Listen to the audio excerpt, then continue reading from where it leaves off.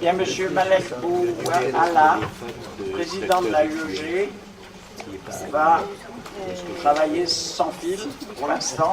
On s'affaire à essayer de faire marcher les micros.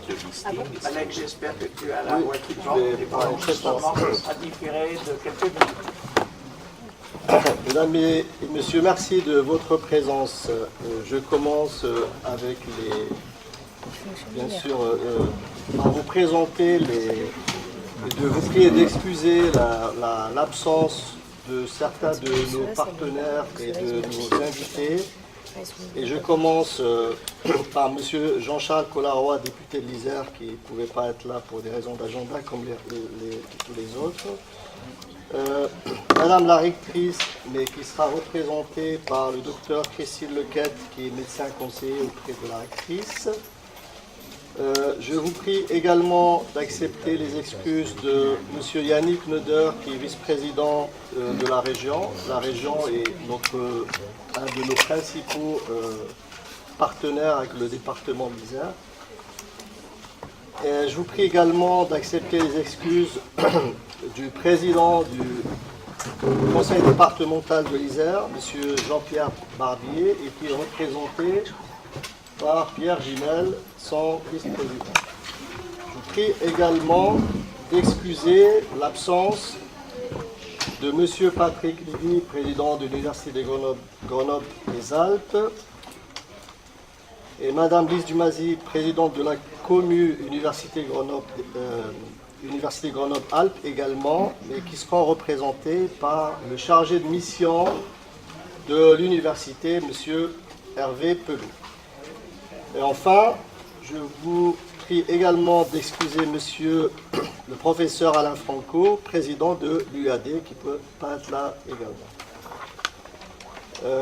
Je présente également mes chaleureux remerciements à Mme Sorrentino, directrice du CHU de Grenoble, pour nous avoir accueillis dans cette belle salle et pour tout le soutien que le CHU de Grenoble a porté depuis des années au groupe de réflexion santé que nous avons à l'AUEG et qui organise aujourd'hui sa 7e conférence et qui est conduit par nos deux collègues que vous connaissez tous, Jean Callot et Philippe Montonex. L'AUEG est, juste deux mots sur l'AUEG. L'AUEG est un laboratoire d'idées qui existe depuis 70 ans dans la région. C'est un laboratoire d'idées qui est unique, qui n'a cessé de travailler sur des questions de société qui sont liées à la fois à la société, mais au développement économique aussi de notre région. Et sa spécificité est de travailler en étroite collaboration avec la recherche publique, l'université d'un côté, et les acteurs socio-économiques de l'autre. Sa deuxième spécificité est de prendre des paris sur des sujets très risqués qui ne sont souvent pas pris en charge par ailleurs parce que c'est des sujets anticipés ou au moment où on les prend en charge ne présentent pas peut-être beaucoup d'intérêt.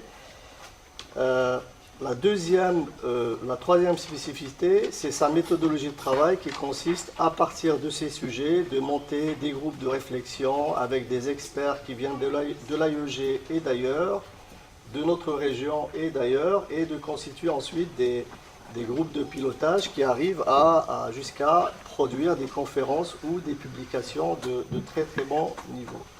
Donc le sujet d'aujourd'hui qui est le sujet du parcours de soins du patient, comment le faciliter, quels sont les outils qu'on va mobiliser pour le faire, et aussi quel rôle va jouer le partenariat entre le public et le privé dans tout ça. Sans oublier bien sûr le rôle qui est accordé à l'ensemble des acteurs de cet écosystème de santé, y compris les patients, les professionnels et donc les institutions.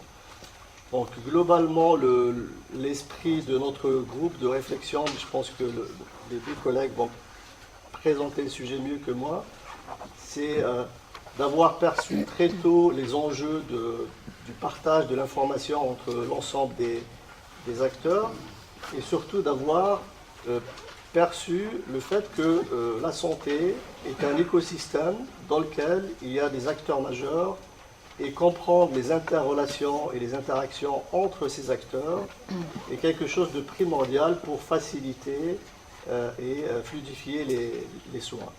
Alors quand j'ai regardé le plan du gouvernement qui a été annoncé, je me suis dit que Jean et Philippe, ils m'ont caché quelque chose. Ils ont dû souffler des idées peut-être au gouvernement parce que beaucoup de leurs préconisations sur lesquelles ils se battent depuis des années sont reprises dans ce plan et c'est quand même quelque chose qui est assez intéressant à souligner.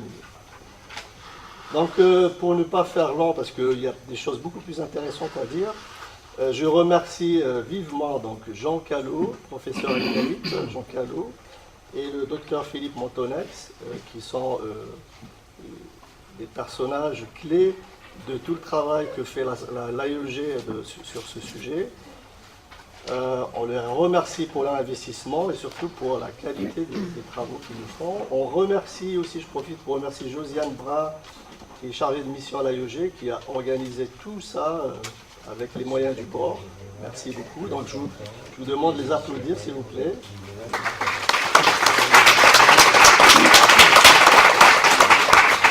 Et je vous souhaite une bonne journée et une bonne résistance pour tenir toute la journée. Merci.